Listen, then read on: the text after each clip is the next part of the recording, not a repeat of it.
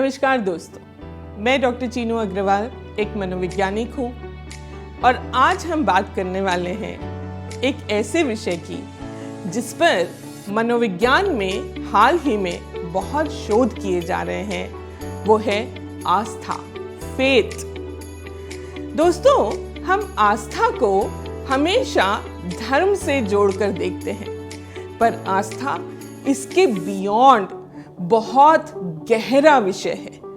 आस्था केवल अपने इष्ट के लिए नहीं, बल्कि स्वयं पर अटूट विश्वास या किसी और पर अटूट विश्वास को भी कहते हैं। एक बार एक स्त्री थी जो बहुत परेशान थी क्योंकि उनको कोई बालक नहीं हो रहा था। उन्होंने कई जगह अपना इलाज कराया, पर कोई भी सफलता प्राप्त नहीं हुई। वो दिन रात रोती रहती। तो लोगों ने उन्हें ये समझाना शुरू किया कि आप किसी जानवर को क्यों नहीं पाल लेती, किसी कुत्ते को या बिल्ली को अपने घर में रख लीजिए, जिससे आपका मन बहल जाया करेगा। एक दिन वो मंदिर जा रही थी तो उन्हें रास्ते में एक नेवला दिखा, छोटा सा प्यारा सा नेवला जो ठंड के मारे ठिठुर रहा था। उनको उस पर बहुत दया आई और वो उसे उठाकर अपने घर ले आई। उसे संभालने लगी, उसका देखभाल करने लगी, उसको खाना पीना देने लगी।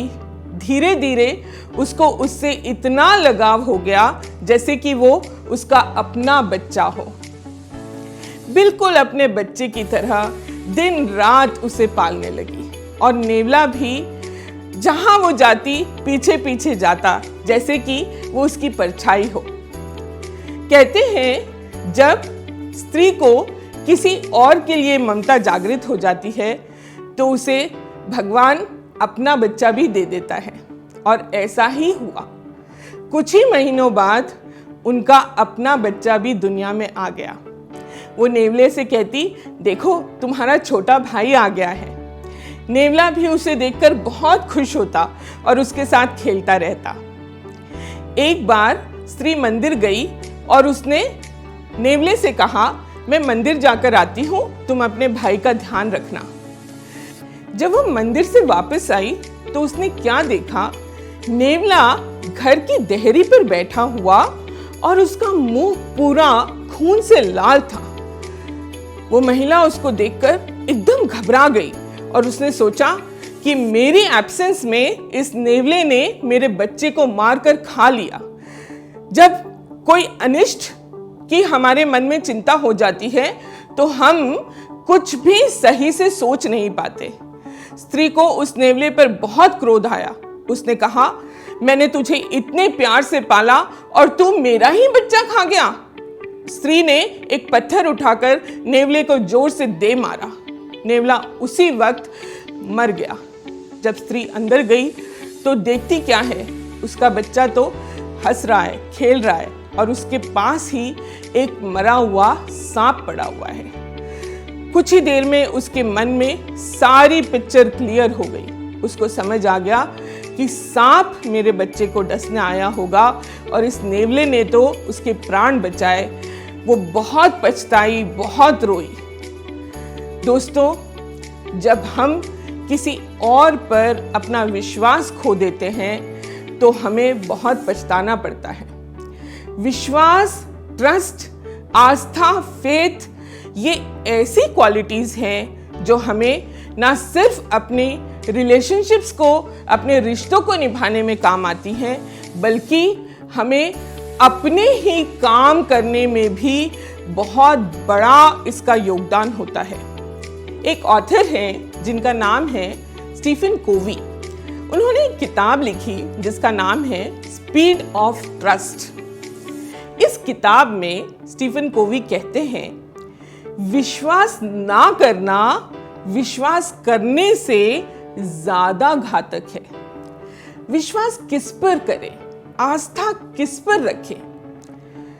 अपने आप पर, अपनी काबिलियत पर, दूसरों पर, दूसरों की अच्छाई पर, और सबसे बड़ी बात यह है कि हमारे मानव होने पर।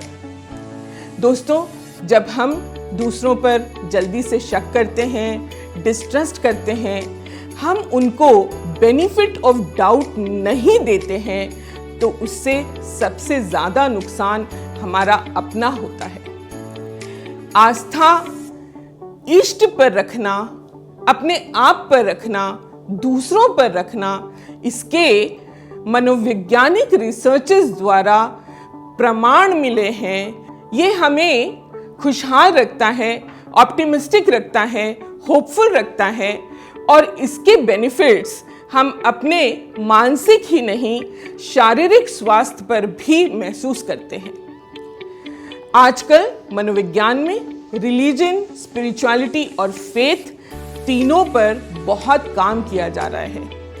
जब हम अस्पताल में जाते हैं तो डॉक्टर कहते हैं भगवान पर भरोसा रखिए। ये जो भरोसा है ये हमें कठिन से कठिन परिस्थितियों से भी बाहर निकाल लाता है। भरोसा करना हमें समाज में एकजुट होकर जीने में मदद करता है। इस आस्था को बनाए रखें, इसके बहुत सारे फायदे हैं।